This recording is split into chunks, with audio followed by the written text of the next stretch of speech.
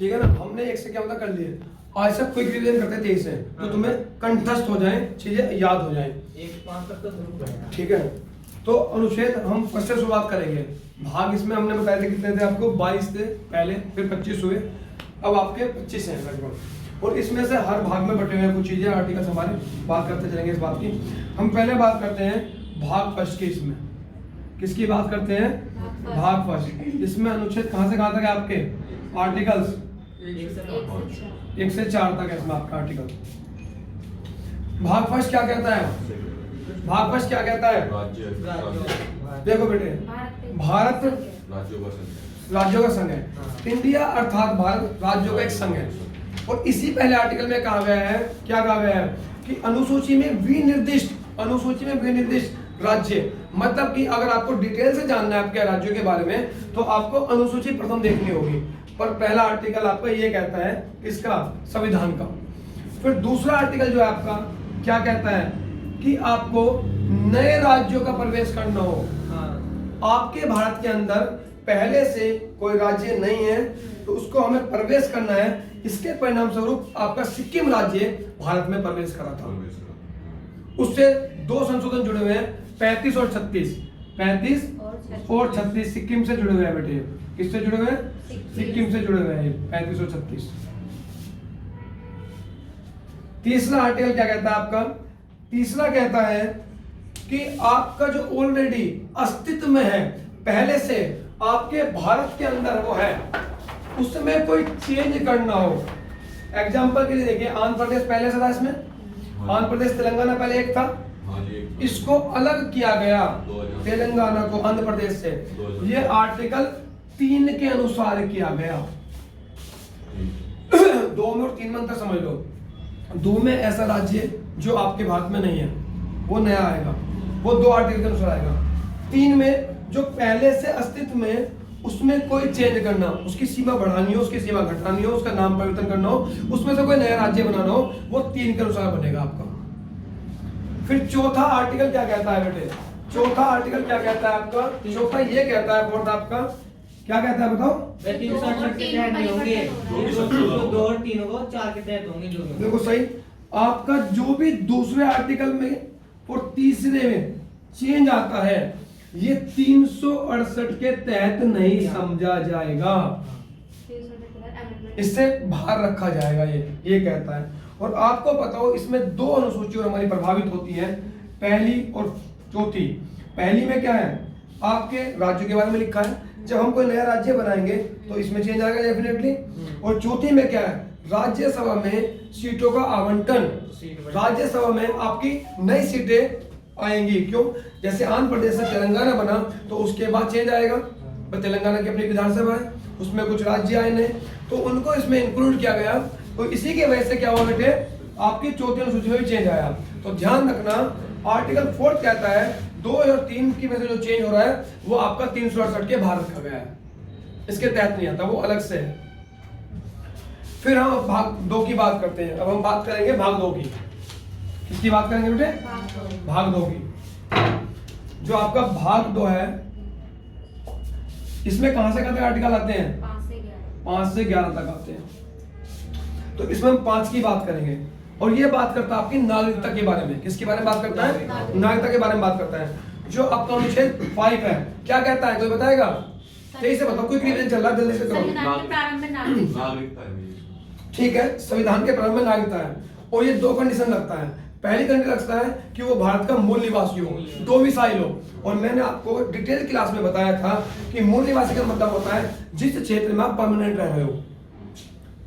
आप भारत में रह रहे हो, यहाँ आप यूपी में रह रहे हो, यूपी में मेरठ में रह रहे हो, तो यहाँ पे परमानेंट रह रहे हो आप, तो आप यहाँ के मूल निवासी हो। क्लियर। अगर आप घूमने चले जाओ या किसी काम के पर्पज से किसी देश में चले जाओ दूसरे में, या किसी बिजनेस के पर्पज से चले जाओ, तो वहाँ के मूल निवासी थोड़ी बन जाओगे आप।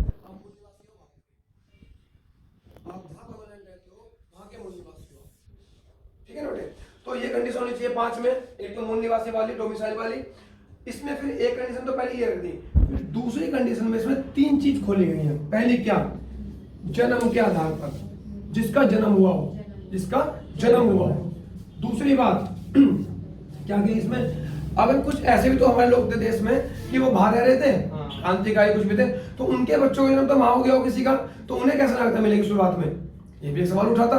तो इस सवाल के जवाब में इसके लिए प्रावधान किया गया कि अगर बच्चे का जन्म नहीं हुआ तो माता पिता का जन्म कम से कम भारत में हो किसी का भी, तो जब भी नागरिकता मिल जाएगी।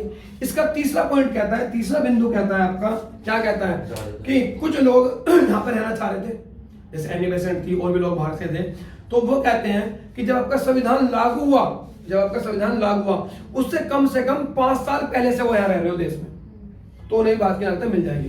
तो ये नहीं कि तीनों कंडीशन पूरी करनी है, तीनों में से एक फुलफिल करनी है, या तो जन्म हुआ भारत में, या उसके माता पिता का भारत में जन्म हुआ हो, या 5 साल संविधान लागू होने से पहले से रह रहा हो। तो 5 आपका ये कहता है, कोई डोमिसाइल तो होना चाहिए भाई, पहले बच्चा डोमिसाइल यहाँ पर रह रहा है, उसके माता पिता रह रहे, फिर अब वो रह रहे। क्लियर की चीज है। 5 आर्टिकल इतना ही बताता है। 6 में केवल क्या है, जो आपके भारत को बताओ जब बंटवारा होता, काफी लोग पाकिस्तान जाते हैं, पाकिस्तान से यहाँ पे आते हैं, इस तरह की चीजें चल रही थी। तो जब 6 में कहते हैं पाकिस्तान से आने वालों के लिए, किसके लिए बेटे, पाकिस्तान से आने वालों के लिए। और इसमें एक डेट रखी गई थी, आपको बताओ क्या डेट थी वो, इसे बताओ। 19 जुलाई 19 जुलाई 1948। 1948। ये क्यों रखी गई थी, क्योंकि दोनों देशों में इसको ही माना था उस दिन परमिट सिस्टम के लिए, पाकिस्तान में भी और भारत में भी। इसमें कहा गया कि पाकिस्तान से भारत आने वाले की बात तो कर दी, इसमें साथ में कहा गया कि जो 19 जुलाई 1948 से पहले आ रहे हैं आपके देश के अंदर, भारत के अंदर, उन्हें इजीली यहाँ की नागरिकता मिल जाएगी। अगर जो इसके बाद भी आ रहे हैं उनको 6 महीने वेट करना पड़ेगा बस। आपको इसे शॉर्ट में याद रखना है कि पाकिस्तान से भारत आने वालों के लिए नागरिकता 6 आर्टिकल कहता है। 23 से बताओ 7 में क्या है, भारत से पाकिस्तान गए लोगों को वापस आए भारत में नागरिकता। मतलब आपके लोग यहाँ से चले गए कहाँ, पाकिस्तान, उन्हें वहां अच्छा नहीं लगा, जैसे भी सेट नहीं हो पाए, वो वापिस आते हैं, तो उनके लिए ये प्रावधान बनाया गया। आर्टिकल 7 कहते हैं ना, क्या कहते हैं, सुबह का भटका शाम को वापस आ जाए, उसे अपना लो, तो ऐसे आर्टिकल 7 ने अपना लिया उन लोगों को। और इसमें भी एक डेट रखी गई थी, 1 मार्च गुड, 1 मार्च 1947, 1 मार्च 1947। इसके बाद इनको अपना लिया गया इनको, ठीक है ना बेटे, क्लियर नहीं चीज है। आपका 8 क्या कहता है, भारत के बाहर रह रहा बच्चा भारत का नागरिक होगा। बिल्कुल, कुछ आपके किसी काम से, बिजनेस से, पर्पस से बाहर चले गए, तो उनके लिए भी आर्टिकल बनाया गया कि जो बाहर रह रहा बच्चा है उसे कैसे नागरिकता मिलेगी। तो आर्टिकल 8 कहता है बाहर रह रहे बच्चों के बारे में नागरिकता देता है वो। बस ध्यान रखने वाली बात है, उनके माता पिता, ग्रैंड पेरेंट्स यहाँ के ओरिजिन के होने चाहिए भारत के। ग्रैंड पेरेंट्स भी, हाँ, ग्रैंड पेरेंट्स भी, आपके दादा दादी हो सकते हैं, नाना नहीं हो सकते हैं, ग्रैंड पेरेंट्स होंगे इसमें, माता पिता को आपके भारत के ओरिजिन के हो तो इस नागरिकता मिल जाएगी। और वहाँ के जो ऑफिस है आपका, जहाँ वो रह रहा है, वहाँ उसको रजिस्ट्रेशन कराना होगा। तो 8 इसके बाहर रहने वालों के लिए नागरिकता देता है। 9 जो बाहर रह रहे हैं उनकी नागरिकता खत्म हो जाएगी, जो बाहर की नागरिकता लेंगे। बिल्कुल, जो अगर कोई भी व्यक्ति किसी दूसरे देश की नागरिकता ग्रहण कर लेता है, स्वीकार कर लेता है, तो भारत की नागरिकता उसकी स्वतः समाप्त हो जाएगी। नान ये कहता है। 10 23 से बताओ बेटे, जो 51 तक करने हैं। नागरिकता बने रहना जब तक कोई कार्य न करे। नागरिकता बनी रहेगी जब तक कोई अन्यथा कार्य न करे। अन्यथा मतलब कोई देशद्रोही काम न करे। आपके चाइना से युद्ध हो जाए, कोई कहने चाइना जिंदाबाद, कोई भी ऐसा काम ना करे जिससे आपके देश पे बात आए, तो आप उसकी नागरिकता क्या होगी, खत्म हो जाएगी, अन्यथा बनी रहेगी। 10 क्या कहता है, नागरिकता बनी रहेगी जब तक आप कोई अन्यथा कार्य ना करें। ठीक। आर्टिकल 11 क्या कहता है, 23 से बताओ। संसद बनाएगी नागरिकता कानून को। बिल्कुल, आपका आर्टिकल 11 पावर देता है संसद को किस चीज की, नागरिकता संबंधित कानून बनाने की, नागरिकता संबंधित कानून बनाने की देता है। ठीक है बेटे। इसके बाद आपके भाग 3 आता है। कौन सा आता है, भाग 3। और भाग 3 में कहां से कहां तक आर्टिकल है, 12 से 35 तक है। ये क्या है बेटे, फंडामेंटल राइट्स है। क्या है, मौलिक अधिकार है। 12 से 35 तक आपके मौलिक अधिकार है, फंडामेंटल राइट्स है। हमने मौलिक अधिकार लिए कहां से, अमेरिका से लिए हैं। और आपको बताओ इन्हीं को मैग्ना कार्टा कहा गया है। क्या कहा गया है, भाग 3 को या मौलिक अधिकारों को मैग्ना कार्टा कहा गया। मैग्ना कार्टा जो आपको बताओ, ये ब्रिटेन से शुरुआत हुई थी। ब्रिटेन के राजा ने ऐसा कुछ किया था, किसके लिए, मौलिक अधिकारों को दिया था, तो उसी को हमने मैग्ना कार्टा कहा था। ठीक है ना, तो इसको हमारे यहाँ पे मैग्ना कार्टा कहा गया, किसको, मौलिक अधिकारों को। चीजें ठीक है। इसमें आपका 12 आर्टिकल आता है। 12 क्या कहता है? राज्य की परिभाषा। बिल्कुल सही। आपका आर्टिकल 12 राज्य की परिभाषा देता है। राज्य की परिभाषा को इससे समझना, ये स्टेट की बात नहीं कर रहे हैं, ये एक टेक्निकल वर्ड है पॉलिटिकल साइंस में, एक टेक्निकल वर्ड है पॉलिटिकल साइंस में। तो इसका मतलब क्या है कि राज्य की परिभाषा जो भी ऑर्गेनाइजेशन, जैसे आप समझो एक संसद है, पहले आपकी पार्लियामेंट है, पार्लियामेंट के साथ गवर्नमेंट है, आपके सरकार है, ऐसे स्टेट लेवल पे बात करता है, लोकल गवर्नमेंट की बात करता है, जैसे आपकी ग्राम पंचायत वगैरह आती है, सब ये सरकार है, सब ये राज्य हैं। हमेशा आप पढ़ोगे जब भी देखोगे बार टाइम ऐसा राज्य ये नहीं करेगा, राज्य वो नहीं करेगा, तो राज्य है क्या? तो पहले राज्य को डिफाइन किया गया है 12 में, राज्य है क्या? राज्य आपका, मैंने कहा सरकार है, आपकी संसद है, स्टेट लेवल पे स्टेट की गवर्नमेंट है, विधानसभा है, स्टेट की सरकार है, लोकल लेवल पे पंचायत है, ये सब आपकी क्या है? राज्य है। इसी प्रकार से एक सवाल उठता है, अदर्स भी कुछ राज्य में ले गए, बीच बीच में क्या हुआ, सुप्रीम कोर्ट पे चीजें गई कि आपकी यूनिवर्सिटी सरकार है, फिर इसके लिए कुछ कसौटी तैयार करी सुप्रीम कोर्ट ने और कहा जो भी सरकार से पोषित है या सरकार से जुड़ी हुई है संस्थाएं, वो सब आपकी क्या है? सरकार है। उसमें आपकी ONG आ सकती है, आपके बैंक आते हैं, आपके बिजली विभाग आता है, ये सब के सब क्या है? आपके राज्य हैं। आर्टिकल 12 इसको डिफाइन करता है। आर्टिकल 13 क्या कहता है? ये 23 से बताओ बेटे। आर्टिकल 13, यदि कोई भी कानून संविधान लागू से पहले कोई भी ऐसा कानून है या उसके बाद भी जो मौलिक अधिकारों का उल्लंघन करता है, वो अपने आप ही खत्म हो जाएगा। बिल्कुल। देखो कहीं ना कहीं जैसे आर्टिकल 32 को पावरफुल बताया गया है, आर्टिकल 32 को पावरफुल बताया गया है, मैं ये कहता हूँ कहीं ना कहीं 13 भी कम नहीं है, क्योंकि आपको पता हो जो आर्टिकल 13 है, ये सुप्रीम कोर्ट को किसकी पावर देता है? रिव्यू की, समीक्षा की। अगर आपका कोई भी कानून, कोई भी विधि, कोई भी रूढ़ी, कोई भी प्रथा अगर आपके मौलिक अधिकारों का, फंडामेंटल का हनन करती है, उससे असंगत है, तो क्या करेगा? उसको वो समाप्त कर देगा। सुप्रीम कोर्ट को ये पावर देता है 13 आर्टिकल। इसको ऐसे समझ सकते हो, आपका कब आजाद हुआ था देश? 47 में। संविधान कब लागू होता? संविधान कब लागू होता? 26 जनवरी 1950 को। 26 जनवरी 1950 से पहले कोई भी कानून या बाद का कोई भी कानून अगर आपके फंडामेंटल राइट्स को ओवरलैप करता है, खत्म करता है, तो वो क्या होगा? कानून समाप्त हो जाएगा। तो ये बहुत बड़ी पावर है। और इसी में समझाया गया है कि विधि क्या है, कानून क्या है, रूढ़ी क्या है, प्रथा क्या है, इसी में समझाया गया है। आपका कोई भी अध्यादेश, आपका कोई भी कानून संसद पास करती है या पहले कोई सा कानून चला रहा है, कोई भी ऐसा कानून, कोई भी ऐसा अध्यादेश, कोई भी विधि, कोई भी रूढ़ी, कोई भी प्रथा आपके मौलिक अधिकारों को खत्म नहीं कर सकती, हनन नहीं कर सकती है। अगर करती है तो समाप्त हो जाएगा। और यही पावर देता है आर्टिकल 13 किसको? सुप्रीम कोर्ट को, समीक्षा करने की, उसको देखने की, जो भी कानून बना है। आर्टिकल 13 कहीं ना कहीं बहुत इंपॉर्टेंट है। अगर अंबेडकर जी ने उसको हृदय कहा है 32 को और आत्मा कहा है, तो मैं ये कहूंगा ये भी आपका आर्टिकल 13 कहीं नहीं है, बहुत पावर रखता है अपने आप में। ये एक तरह से आपका रक्षा कवच है, किसका? मौलिक अधिकारों का, आर्टिकल 13। ठीक है बेटे, आर्टिकल 14 बताओ। विधि के समक्ष समता, विधियों का समान संरक्षण। ठीक है, आर्टिकल 14 दो बात कहता है। पहला कि कानून के सामने सब बराबर है। देखो सही बात है, कानून के सामने सब बराबर है। कानून के सामने राष्ट्रपति खड़ो, चाहे एक आम इंसान खड़ो, सबको वो जजमेंट सुनाएगा। सही, बिल्कुल बिल्कुल, ये बात इसकी सही है, मानते हैं इस बात को। पर साथ में एक बात और कहता है आर्टिकल 14 आपका कि समानों में समान संरक्षण, और ये भी जरूरी था, नहीं तो सब चीजें आपकी नेगेटिव हो जाती, ये भी जरूरी था। ऐसा जरूरी क्यों है आपको पता हो?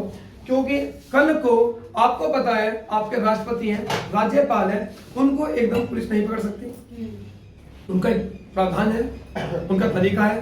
आपको पता हो कल को आप DM बन जाते हो, आप अधिकारी बन जाते हो, आपके लिए थोड़े से अलग प्रावधान होंगे और होने भी जरूरी होंगे वो। क्योंकि अगर आप समझो कल को हम यहाँ से गुजर रहे हैं, राष्ट्रपति जी जा रहे हैं, मुख्यमंत्री जी जा रहे हैं, कोई हमारे जा रहे हैं, आपको पता है हमारे लिए रोड को रोक दिया जाता है, सड़कों को रोक दिया जाता है और उनको निकाल दिया जाता है। करते हैं ना ऐसा? ऐसा क्यों करते हैं? क्योंकि उनका समय हमसे ज्यादा जरूरी है, उनको काफी चीज देखनी है। तो समानों में समान संरक्षण। आपके जो मुख्यमंत्री हैं या आपके गवर्नर हैं या आपके राष्ट्रपति हैं या आपके मंत्री हैं, विधायक हैं, उनके लिए सबके लिए अलग अलग तरह से कानून बने हैं। आपको बताओ कि पार्लियामेंट में विधायक या MP कुछ ही बोल सकते हैं, उन्हें बोलने का अधिकार दिया गया है, आप अपनी बात करते हैं वो, तो उनको एक विशेष अधिकार दिए गए हैं। तो यही कहा गया है इसमें 14 में, समानों में समान संरक्षण, उनको एक अलग पावर दी और वो जरूरी भी थी। अगर उन्हें हम आम आदमी को ट्रीट करेंगे तो वो अपना काम अच्छे से नहीं कर पाएंगे। दो बात कहता है 14, पहला कि कानून के सामने सब बराबर है, बिल्कुल सही बात है। दूसरी बात कहता है समानों में समान संरक्षण, कि जो आपके डीएम है या मंत्री हैं, जो विधायक है, जो भी हैं, उनको थोड़ा सा अलग दिया गया, प्रिविलेज दिया गया उनको, वो भी जरूरी। 14 ये कहता है, पहली बात समानों में समान संरक्षण, दूसरा कानून के सामने सब बराबर है, ये बहुत ध्यान रखना। 14 में 15 क्या कहता है बेटे? जन्म मूल में जाति इनके आधार पर भेदभाव नहीं होगा, बिल्कुल। जन्म स्थान के आधार पर। There should not be discrimination on the basis race, caste, link, other things, ठीक है ना? जैसे आपका बर्थ कहाँ पे हो रहा है, आप किस नस्ल से हो, आपका जाति क्या है, आपकी धर्म क्या है, इन किसी भी चीज पे कोई भेदभाव नहीं किया जाएगा। आर्टिकल 15 ये कहता है। इसी में 15 में एक बात कही और कही गई है, आप किसी होटल में जाते हो, तालाब यूज करते हो, कोई भी चीज आप ऐसी यूज करते हो, तो वहां पे अगर वो सार्वजनिक है, सरकार की है, तो उसमें आपको कोई भी नहीं रोक सकता। कहीं ये नहीं कहा जाएगा कि इसमें ब्राह्मण अलाउ नहीं है, इसमें SC ST अलाउ नहीं, किसी को नहीं रोक सकता कोई भी, सबको जाने का अधिकार आर्टिकल 15 कहता है। किसी भी चीज पे कोई भेदभाव नहीं किया जाएगा। और आपको पता है जो आपके नलके लगते हैं या हैंडपंप लगते हैं, ट्वेल्स होती है, अगर वो गवर्नमेंट की है तो उसको सब यूज कर सकते हैं। आपकी पर्सनल तो देखो एक अलग बात है, अपने घर में अपने लगा रखे हैं समरसेल वगैरह, तो उसमें आप यूज कर कोई नहीं कर सकता ऐसा। पर लेकिन जब भाग गवर्नमेंट के लगे हुए सरकार के, तो उस पर कोई किसी को रोक नहीं सकता है। तो आर्टिकल 15 ये भी ताकत देता है। साथ में 15 का 4 कहीं ना कहीं आरक्षण की बात करता है। आप कह सकते हो भैया अभी तो आप कह रहे हो कि कोई भेदभाव नहीं होगा, फिर आरक्षण की बात, वो भी जरूरी थी, वो भी जरूरी था। वो इसलिए जरूरी था क्योंकि आपको पता है कुछ हमारा वर्ग ऐसा था पिछला शुरुआत में, जिनकी जनसंख्या तो बहुत थी, उनका शिक्षा में योगदान बहुत कम था। उनको आगे लाने के लिए ऐसी बात कही गई, उनको आगे बढ़ाने के लिए। और अभी आपको बताओ 103वां अमेंडमेंट हुआ है, संशोधन हुआ है, उससे EWS आपको पता है उनको भी 10% 15 के 6 में कही गई उनके लिए बात, 15 के 6 में इंक्लूड किया गया है EWS वालों के लिए। इसी प्रकार से आपका आर्टिकल 16 आता है। 16 क्या कहता है? लोक नियोजन। आप समझो अब जब 16 साल की उम्र के हो तो उसके नौकरी देखने लगते हो, पद के बारे में सोचते हो, तो इसमें ध्यान रखो 16 में आपके लोक नियोजन की बात करता है, अपनी नौकरी की बात करता है कि लोक नियोजन में हम सबको बराबर अवसर देंगे, किसी से भेदभाव नहीं करेंगे। आप कहीं से हो, कैसे भी हो, सबको नौकरी पे जाने का अधिकार है, सबको फॉर्म भरने का अधिकार है। 16 ये कहता है। और 16 का 4 भी फिर क्या कहता है? आरक्षण की बात करता है नौकरियों में। ये क्वेश्चन बच्चे काफी पूछते हैं कि भाई आप कहते हो कि कोई भेदभाव नहीं होगा, फिर आरक्षण क्यों दिया जा रहा है? मैंने अभी बताया कि कुछ लोग, कुछ वर्ग जो था हमारा वो पिछड़ा हुआ था, उनको जनसंख्या ज्यादा थी और उनकी नौकरियों में भागीदारी बहुत कम थी, उनको आगे लाने के लिए ऐसा किया गया। ठीक है ना, उनको आगे लाने के लिए ऐसा किया गया 16। और फिर अब जो था देखो आपने 103वां अमेंडमेंट हुआ, कौन सा हुआ था बेटे? इससे आर्टिकल 15 और आपके 16 प्रभावित हुए हैं। 16 15 में 6 और 16 का भी 6। इसमें आपके नौकरी के लिए बात की गई 10% और इसमें आपकी पढ़ाई के लिए बात की गई है 16 के 6 में और 15 के 6 में। इससे 103 में संशोधन से। और आपको शॉर्ट में याद रखना है 103 में पद नियोजन के बारे में, नौकरियों के बारे में, 15 में आपको कोई भेदभाव नहीं होगा इन चीजों पर। क्लियर चीजें? आर्टिकल 17 पे आते हैं। इसमें क्या है? अस्पष्टता। भाई छूत नहीं करेंगे, किसी में भेदभाव नहीं करेंगे, अस्पष्टता नहीं करेंगे, सिंपल, इसमें कोई ज्यादा वो नहीं है। 18 क्या कहता है?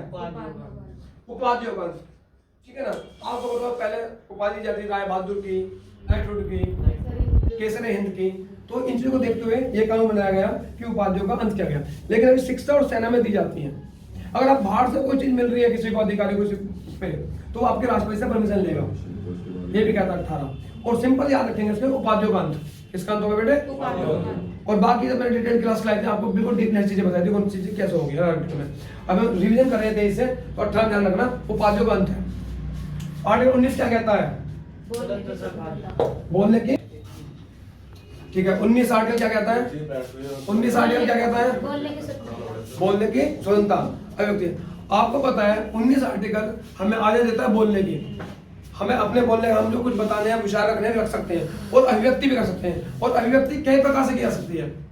आप तिलक लगा कर सकते हो, आप टोपी लगा कर सकते हो, और आप शांत रह कर सकते हो, आप नाराज हो तो बैठ जाओ उससे, तो आप अभिव्यक्ति तो कर रहे हो अपने खामोश रह के, तो ये अभिव्यक्ति में आती है। और बोले ध्यान रखना युक्त प्रतिबंध है हमारे आर्टिकल जो मौलिक अधिकार है हमारे वो युक्त युक्त प्रतिबंध है। मतलब क्या हुआ इसका कि आप कह सकते हो, मैंने तो बताया था कि आर्टिकल 19 कहता है आपके बोलने की स्वतंत्रता है, पर बोलने की स्वतंत्रता तो है, पर आप किसी को गलत नहीं बोलोगे।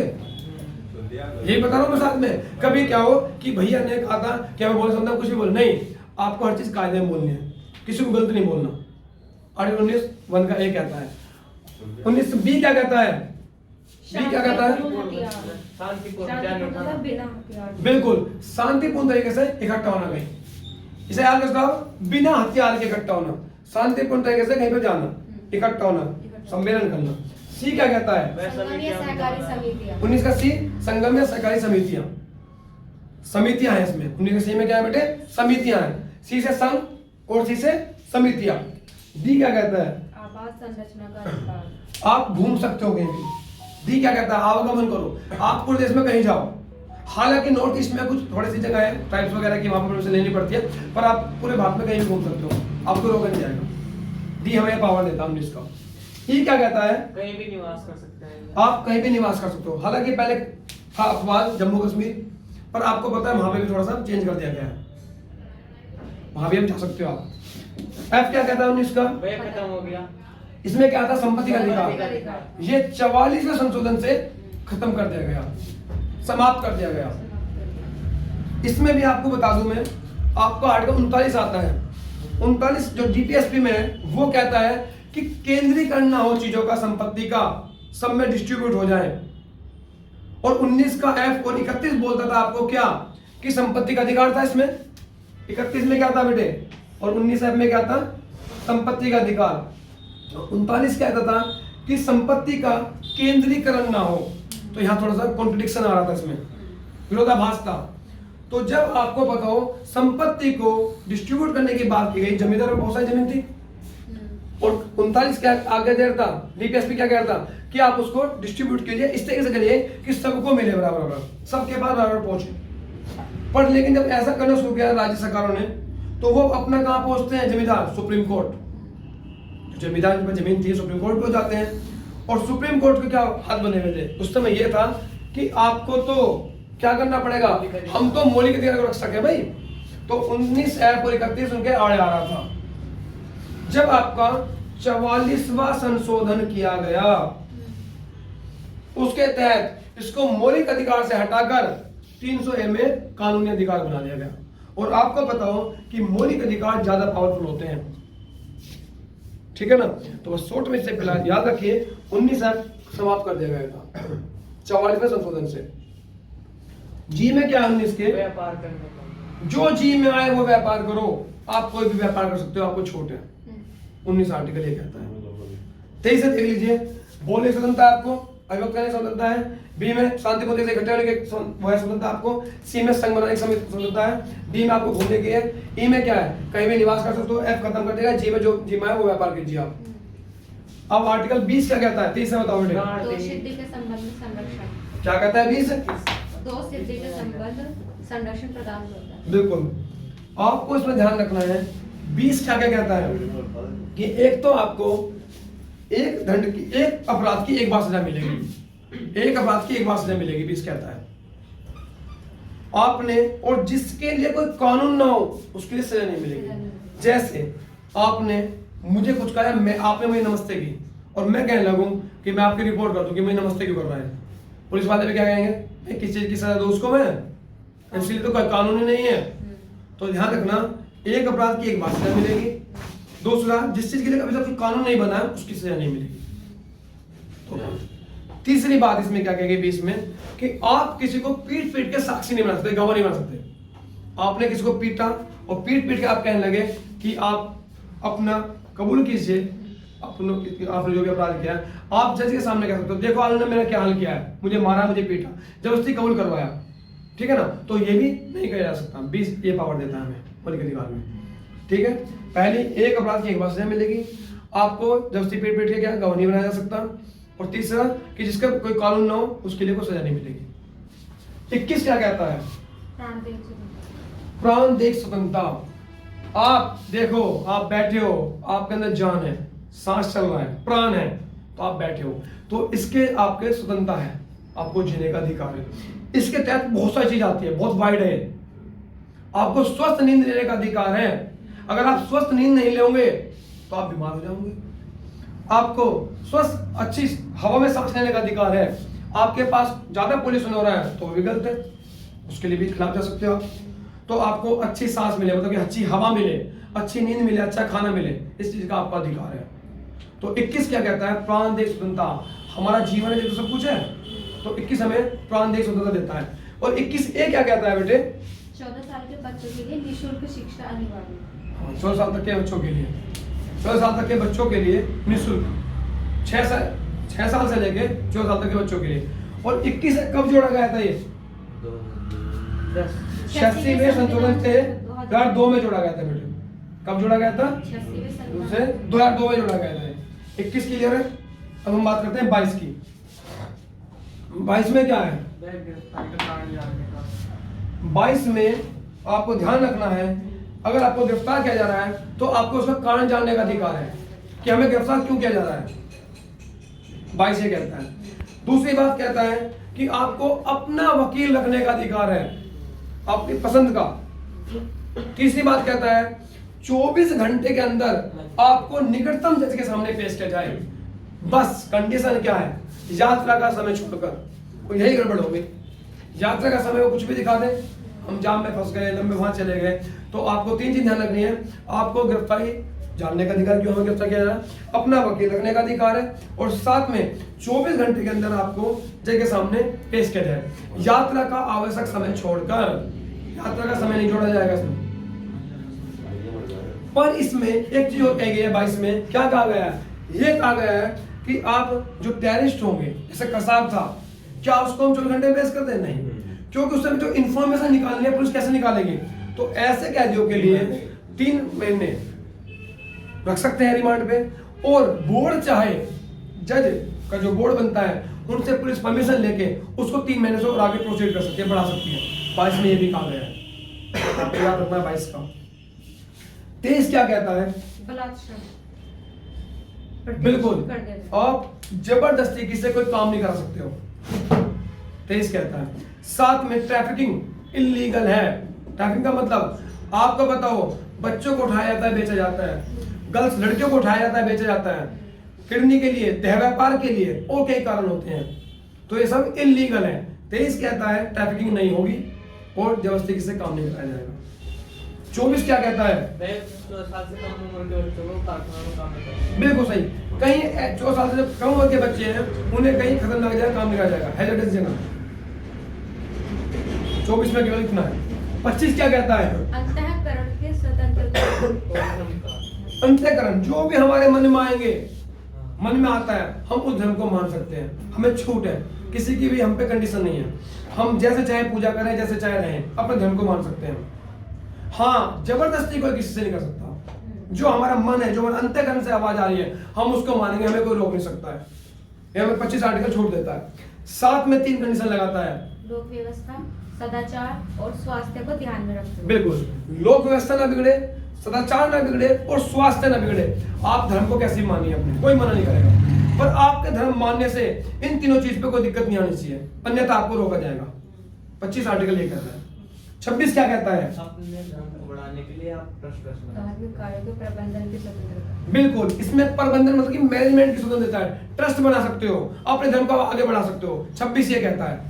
27 क्या कहता है? जो भी पैसा मंदिर का होगा उस पर टैक्स नहीं लगेगा। कुल मिला के धार्मिक कार्यों पर, आप कहीं मंदिर में पैसे दे रहे हो, आप कहीं धार्मिक जगह पैसे दे रहे हो, उस पर कोई टैक्स नहीं लगेगा। ऐसा होता है बहुत।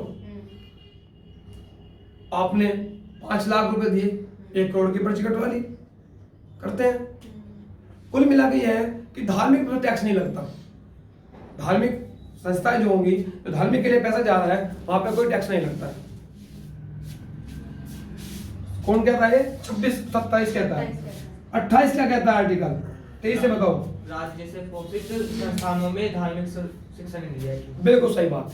आपको पता हो, कोई भी ऐसा विश्वविद्यालय, कोई कॉलेज, कोई संस्था जो राज्य से पोषित हो, राज्य मीन सरकार से पोषित हो, उस पर सरकार से पैसा जा रहा हो, तो वो संस्था किसी भी एक धर्म का पक्ष नहीं लेगी, किसी एक धर्म को नहीं बढ़ाएगी, क्योंकि आपका भारत, आपका देश, आपका राज्य धर्म निरपेक्ष है, पंथ निरपेक्ष है। ये किसी धर्म का पक्ष नहीं ले सकता, इसलिए ऐसा करना गलत है। आर्टिकल 28 ये कहता है। 29-30 में क्या है, दोनों के साथ पढ़ेंगे। 29-30 में क्या है इसे बताओ। अल्पसंख्यक वर्गों के लिए है ये। किसके लिए बेटे? अल्पसंख्यक किसे कहते हैं? वो धर्म से, जनसंख्या से जो कम होते हैं। आपके यहाँ जैन, बौद्ध, पारसी, बल्कि मुस्लिम भी आते हैं। कहीं ना कहीं आपके भारत जो आपके हिंदू हैं वो भी नॉर्थ ईस्ट में, नागालैंड वगैरह में कहीं ना कहीं हैं अल्पसंख्यक।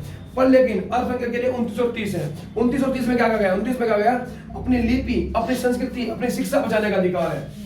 और इसी को आधार बना के 30 में इनको अपना स्कूल वगैरह खोलना हो खोल सकते हैं। 30 ये कहता है। 31 क्या कहता है? 31 पता है 44वें संशोधन से समाप्त कर दिया गया संपत्ति का अधिकार था। 32 क्या कहता है? संवैधानिक उपचारों का अधिकार। बिल्कुल। आपको बताओ, अंबेडकर से पूछा गया क्या आपको अच्छा लगा, उन्होंने अगर 32 हटा दो तो सब ऐसी है। 32 को उन्होंने हृदय और आत्मा कहा अंबेडकर जी ने। क्यों? क्योंकि 32 पावर देता है मौलिक अधिकारों को बचाने की। वो अपने लिए सुप्रीम कोर्ट जा सकता है कोई भी बचाने के लिए। मौलिक अधिकारों को के लिए सुप्रीम कोर्ट जाने की पावर को देता है, आर्टिकल 32 देता है। कौन सा देता है? इसमें 5 प्रकार की रिट जारी की जाती है। पहली रिट क्या बताई थी मैंने? बंदी प्रत्यक्षीकरण। इसमें क्या है? किसी को बंदी बना लिया, उससे मिलने नहीं दे जा रहा, तो उसके घर वाले या कोई भी जानने वाला उसके लिए सुप्रीम कोर्ट जा सकता है। और सुप्रीम कोर्ट रिट जारी करती है हमारी, और वो क्या है कि मेरे सामने पेश करो उसको विद बॉडी, दिखाओ मुझे। आर्टिकल 32 का बंदी प्रत्यक्षीकरण ये पावर देता है। आपका दूसरा परम आदेश। परम आदेश क्या कहता है कि जो भी कोई अधिकारी या कोई व्यक्ति ऐसा जो अच्छे पद पे बैठा है या किसी कोई भी काम कर रहा है अपना, उसको परम आदेश देता है यदि वो अपना काम सही से नहीं कर रहा, उल्लंघन कर रहा है, मना कर रहा है काम के लिए, कोई भी ऐसा काम कर रहा है, तो ये परम आदेश आता है ऊपर से कि अपना काम ढंग से करिए, अन्यथा ये परम आदेश में है।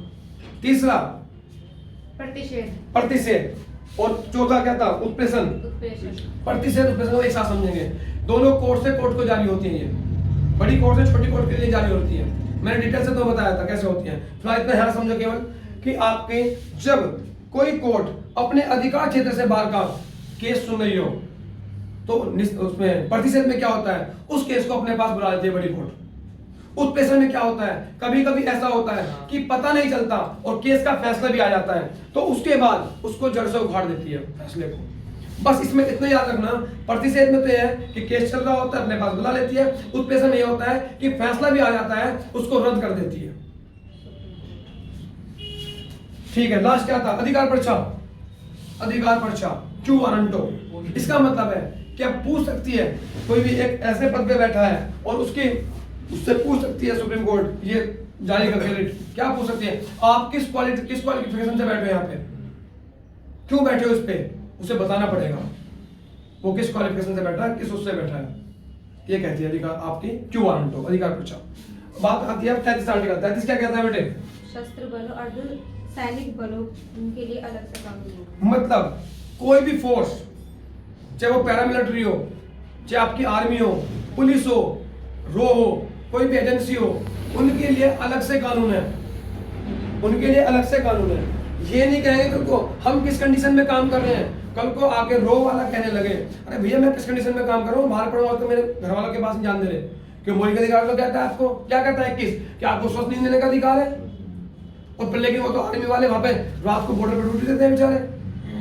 इसलिए उन्हें कहा गया, आर्टिकल 33 साफ साफ कहता है कि उनके लिए मौलिक अधिकार नहीं है, तुम्हारे अलग से नियम कानून है। जिस भी फोर्स में, जिस संस्था में, जिस एजेंसी में आप जा रहे हो, जो उसके नियम कानून है आपको वो फॉलो करने पड़ेंगे।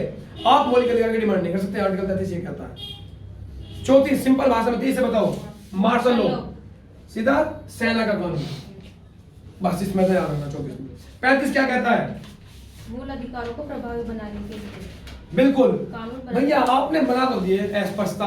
17 कहता है आर्टिकल, अस्पष्टता को कौन मानेगा जब तक इसके लिए कोई कानून नहीं बनेगा। काफी कानून बने हुए हैं इसके लिए, क्योंकि कौन देता है पावर? ये संसद को। आर्टिकल 35 देता है। क्यों? मौलिक अधिकार को प्रभावी बनाने के लिए।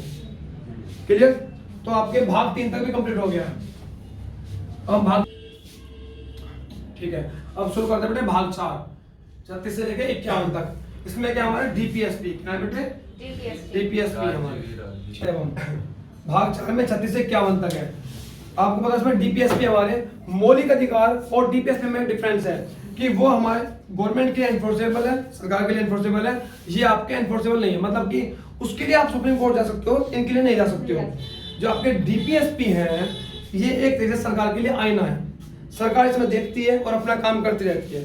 पर जो फंडामेंटल राइट्स हैं वो एनफोर्सेबल है, उनको मानना ही पड़ता है। आपको बताओ, शुरुआत में बीएन राव जी ने कहा था, बीएन राव जी कौन थे पहले बताओ मुझे इसे? वो वे सलाहकार थे किसके? वे संविधान सभा सभा के। के। बिल्कुल, जब संविधान बन रहा था उनका बहुत सहयोग रहा है, ठीक है ना, संविधान में उनका बहुत अच्छा योगदान रहा है। तो उन्होंने कहा था क्या 2 तरह के मौलिक अधिकार हो। तो जब इस बात पे चर्चा हुई थी तो इसमें एक तो डीपीएसपी में रखे, एक मौलिक अधिकार बनाया गया फंडामेंटल राइट्स। फंडामेंटल राइट्स ऐसे समझो आप, जैसे आपने अपने पिताजी से कहा, क्या कहा आपने कि पिताजी मुझे किताब चाहिए, तो पापा ने पैसे दे निकाल के। पर आपने कहा पापा जी मुझे बाइक चाहिए, पर पापा ने कहा बेटा अभी आप रुक जाओ 14 दिन के लिए। तो इसी प्रकार समझो डीपीएसपी ऐसी है कि जब सरकार के पास बजट होगा तो वो उनको लागू करती रहेगी, अन्यथा नहीं करेगी। पर फंडामेंटल राइट्स को सरकार को क्या होता है, बाध्य होती है, उनको मानना ही पड़ता है। और डीपीएसपी आपके कहां से लिए गए थे?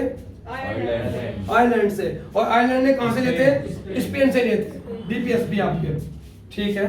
तो हम इसमें आर्टिकल 36 की बात करते हैं बेटे, किसकी बात करते हैं? 36 की। 36 में क्या है? राज्य की परिभाषा। जिस प्रकार से आर्टिकल 12 परिभाषा करता है, मैंने अच्छा समझाया, ऐसे आपका 36 में है केवल। 37 में क्या है? आप इनके लिए कोर्ट नहीं जा सकते, आप इनके लिए कोर्ट नहीं जा सकते, ये बाध्यकारी नहीं है, एनफोर्सेबल नहीं है ये। 38 क्या कहता है? लोक कल्याण कि अभिवृद्धि। बिल्कुल सही, लोक कल्याण की अवधि। और आप समझ सकते हो अच्छे से कि लोक कल्याण क्या होगा, जब सबको साथ लेकर चला जाएगा, सबका ध्यान रखा जाएगा। और इसमें 3 प्रकार के न्याय की बात की गई है। सामाजिक, आर्थिक, राजनीतिक। सामाजिक, आर्थिक और राजनीतिक न्याय की बात करता है। सामाजिक, आर्थिक और राजनीतिक न्याय की बात करता है। इसे हम शॉर्ट में सारा कह सकते हैं। आपके संविधान में और किस जगह? प्रस्तावना में। गुड। सामाजिक, आर्थिक और राजनीतिक न्याय की बात करता है, प्रस्तावना में की गई इसकी बात। और आपके साथ में डीपीएसपी में की गई। क्वेश्चन कई बार बन के आता है इसमें कि आपके यहाँ सामाजिक, आर्थिक, राजनीतिक न्याय की बात की गई है, तो प्रस्तावना में की गई और डीपीएसपी में। और डीपीएसपी में पूछे तो आर्टिकल 38 में की गई है। 39 क्या कहता है? पुरुष और स्त्री के लिए सभी नागरिक आजीविका से प्राप्त साधन उपलब्ध कराना। बिल्कुल, समान वेतन मिलेगा। स्त्री पुरुष, आपको पता है अगर कोई गवर्नमेंट जॉब है, सरकार है, देखो नॉर्मल तो भेदभाव किया जाता है कि आदमी को ज्यादा पैसे देते हैं, महिलाओं को कम देते हैं, पर सरकार मतलब कि राज्य ऐसा नहीं करेगा। जब आपको पता हो फॉर्म भरे जाते हैं, महिलाएं भरती हैं, लड़कियां भरती हैं और लड़के भरते हैं, तो उनको जब प्राइमरी टीचर बन जाते हैं दोनों को समान वेतन मिलता है। तो ये बात कही गई है इसमें कि स्त्री पुरुष में कोई भेदभाव नहीं किया जाएगा, समान वेतन मिलेगा। और निःशुल्क विधिक सहायता, ये भी इसमें कहा गया। साथ में इसमें कहा गया है जो भी रिसोर्सेज हैं, जो भी संपत्ति है, उनका केंद्रीकरण नहीं होगा, वो सब में स्वाभाविक से बांटी जाएंगी। 39 ये कहता है। 23 से बताता हूं पहले आपका, स्त्री और पुरुष में समान वेतन होगा, निःशुल्क विधिक सहायता होगी और चीजों का केंद्रीकरण नहीं होगा, एक जगह नहीं होगी, उसको बांटा जाएगा। 39 ये कहता है। 40 क्या कहता है? ग्राम पंचायत। बिल्कुल सही बात, ग्राम पंचायत की बात करता है 40 आपका। और आपको पता हो सबसे पहले कौन से राज्य में ग्राम पंचायत बनी थी? राजस्थान के नागौर जिले में 2 अक्टूबर को, जो गांधी जी की 36 पंचायत को लाना इसलिए, ठीक है। और इसको संवैधानिक रूप कब दिया गया था? 73वें संशोधन से। कब दिया गया था? 1992 में। इससे इसको संवैधानिक रूप दे दिया गया था। इसके बाद 41 में क्या है? सहायता कुछ दशाओं में, बेरोजगारी में, बीमारी में, बुढ़ापे में आपकी सरकार ध्यान रखेगी, सहायता करेगी। पर मैंने अभी कहा था ऐसा नहीं कोई बुढ़ा कहने लगे मुझे जाके पैसे दो, सरकार के हाथ में होगी जब चीज। सरकार स्कीम निकालती रहती है, योजना निकालती रहती है, योजना बनाती रहती है और उसको लागू करती रहती है। पर वो सरकार के लिए, आप इसके लिए सरकार को बाध्य नहीं कर सकते हो, क्योंकि डीपीएसपी के अंदर है बेटे, ठीक है ना। 42 क्या कहता है? मनोचित दशा, सही दशा में काम मिले आपको, सही तरह काम मिले, मतलब कि ये नहीं कि आप बीमार हो, आपको काम हार्ड दे जाए, उस चीज को ध्यान रखें। प्रसूति सहायता मिले, इसमें महिलाओं को छुट्टी मिले। आर्टिकल 43 की बात करते हैं।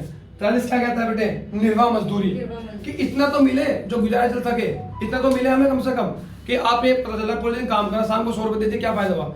तो निर्वाह मजदूरी, कि उसका गुजारा अच्छे से हो सके। 43 क्या क्या कहता है? बिल्कुल, ये बहुत इंपॉर्टेंट चीज है कि आपको पता है जब कहीं किसी कंपनी में काम कर रहे होते हैं, जो मैनेजमेंट डिसीजन ले रहा होता है, उस मैनेजमेंट के साथ साथ जो एम्प्लॉय वहां पे वर्कर्स काम कर रहे होते हैं, तो उनको भी क्या कहा गया है कि आप भी भागीदारी लीजिए डिसीजन के अंदर। तो कर्म करो की भागीदारी तरह स्कैम में दी गई है। तरह क्या कहता है बेटे? सहकारी समितियां, बिल्कुल सही बात है। ट्रायल स्कैम में सहकारी समितियों की बात की गई है। आप सहकारी समितियां बना सकते हो, बनाओ। ट्रायल ये कहता है। 44 क्या कहता है? ये मैंने बड़ी डिटेल से पढ़ाया आपको लीगल क्लास में। बिल्कुल, समान सिविल संहिता, यूनिफॉर्म सिविल कोड, कि सबके लिए कानून बराबर हो। इस पे बहुत विवाद है, इसमें डिटेल से मैं बता चुका हूँ क्लास में, ठीक है ना। तो समान सिविल संहिता याद करने का तरीका 4 समान है, तो जब 4 समान है तो समान सिविल संहिता इसी में ही है। यूनिफॉर्म सिविल कोड, कि सबके लिए एक जैसा कानून हो। इसमें ये धर्म को देख के नहीं बैठे कि हिंदुओं के लिए, मुस्लिमों के लिए उनका पर्सनल कोड क्या कहता है, पर्सनल लॉ क्या कहता है, तो सबके लिए समान हो, तो इसे बोलते हैं समान सिविल संहिता। अभी तक ये लागू नहीं हुआ, इस पे बात चर्चा चलती रहती है। गोवा में है। 45 क्या कहता है? 6 वर्ष से कम आयु के बच्चों को शिक्षा। बिल्कुल, इसमें पर ध्यान रखो 45 बच्चों के बारे में। 45 में क्या है? 0 से 6 वर्ष के बच्चों को ध्यान रखना। आपको पता है जब हॉस्पिटल में होते हैं उनको ध्यान रखा है, शुरुआत में सरकारी हॉस्पिटल में जाते हैं, छुट्टी मिलती है, पैसे ही मिलते हैं बच्चों के लिए, माता का भी ध्यान रखा जाता है। तो आर्टिकल 45 को प्रेरित करता है बच्चों के लिए। 46 क्या कहता है? SC/ST। बिल्कुल सही, SC/ST के लिए विशेष प्रावधान है, पिछड़े वर्ग के लिए। तो आपको शॉर्ट में ध्यान रखना, 46 में SC/ST है। क्या है 46 में? SC/ST के बारे में। 47 क्या कहता है? बिल्कुल, स्वास्थ्य को ध्यान रखा गया कि पोषाहार युक्त खाना मिले, अच्छा खाना मिले, आपको स्वास्थ्य सही रहे। साथ में नशीली वस्तु, नशीले पदार्थ बैन लगाया जाए, शराब पे बैन, नशे वाली चीजों पे बैन। 47 ऐसा कहता है, 2 बात करता है, पोषाहार युक्त खाना और दूसरा नशे पे बैन। पोषाहार युक्त खाना और नशे बैन। 47 कहता है इस बात को। 48 क्या कहता है? राज्य कृषि और पशुपालन। 48 क्या कहता है? कृषि और पशुपालन की बात करता है बेटे, कृषि और पशुपालन की बात करता है। समझे कि कृषि को बढ़ाना है, कृषि का ध्यान रखना है, क्योंकि मेन चीज तो कृषि है। खाना कहां से खाओगे आप, कृषि अच्छी नहीं होगी। एग्रीकल्चर सबसे बड़ी चीज है। पशुपालन, दुधारू पशुओं को ध्यान रखना है। इस पर विवाद भी हुआ था बीच में, एक सुप्रीम कोर्ट पहुंच गए थे कि जब दुधारू दूध देना बंद करते मार दे क्या, काट दे क्या। पर एक ज्ञानी व्यक्ति खड़े हो गए थे, दीक्षित जी, राजेंद्र दीक्षित जी, उन्होंने फिर उसको बताया, समझाया डिटेल में। हालांकि मैंने आपको क्लास में अच्छे से बता रखा है। तो कुल मिला के ये था कि 48 आपका कृषि और पशुपालन के लिए है आपका। 48 का क्या क्या कहता है बेटे? पर्यावरण के संरक्षण और संवर्धन। बिल्कुल, ये एक आर्टिकल बहुत अच्छा है, इसमें पर्यावरण की बात करता है। जब भी कभी आप पर्यावरण से ऐसे लिखो 48 क्या कर इंक्लूड कर देना। साथ में आपका क्या है 51 क्या में भी आपकी जो मूल कर्तव्य है वहां भी इसको लिखा गया पर्यावरण के बारे में। पर आपका जो DPSP है उसमें 48 क्या में पर्यावरण की बात करता है। और जितने भी आपके कानून बने हैं, आपको पता वाइस प्रेसिडेंट बनाए गए हैं, वाइल्ड लाइफ सेंचुरी बनाई गई है, पता है नहीं पता? पढ़ा रखा था अच्छे से। नेशनल पार्क्स बनाए गए हैं। कितने नेशनल पार्क्स हैं आपके आप लोगों? 106। वाइस प्रेसिडेंट कितने? 18। कहीं ना कहीं इसके तहत ही बनाए गए। वो 1972 में कानून आया था, उसके बाद बनाए गए। पर प्रेरणा कहां से मिली? 48 कैसे मिली? कहां से मिली प्रेरणा? 48 कैसे मिली पर्यावरण के बारे में? 49 क्या कहता है? राष्ट्रीय स्मारकों का संरक्षण, स्मारकों का संरक्षण। ठीक है। 49 कहता है जो भी आपकी विश्व धरोहर है उनका संरक्षण। आप किसी चीज को नुकसान नहीं पहुंचाओगे। ताजमहल है, लाल किला है, और भी चीज जो आपके स्मारक हैं उनको आपको ध्यान रखना। 49 कहता है। 50 क्या कहता है? जैसे बताओ। बिल्कुल, कार्यपालिका न्यायपालिका को पृथक कर दिया गया। न्यायपालिका को अलग ताकत दी, कार्यपालिका को अलग ताकत दी। पृथककरण 50-50 बांट दो, तो इसे 50 से देखो 50 बांट दिया किसको? कार्यपालिका और न्यायपालिका को। याद करने का तरीका है पृथककरण है 50 के अंदर। 51 में क्या है? अंतरराष्ट्रीय शांति। आपको जो 1 है 51 का आईक्यू लगता है कुछ, तो इसमें ध्यान रखो इंटरनेशनल रिलेशन, अंतरराष्ट्रीय शांति। हमें दूसरे देश से कैसे संबंध रखने अपने आप के, कैसे संबंध बनाने, हमें इन चीजों का ध्यान रखना होगा। ठीक है बेटे।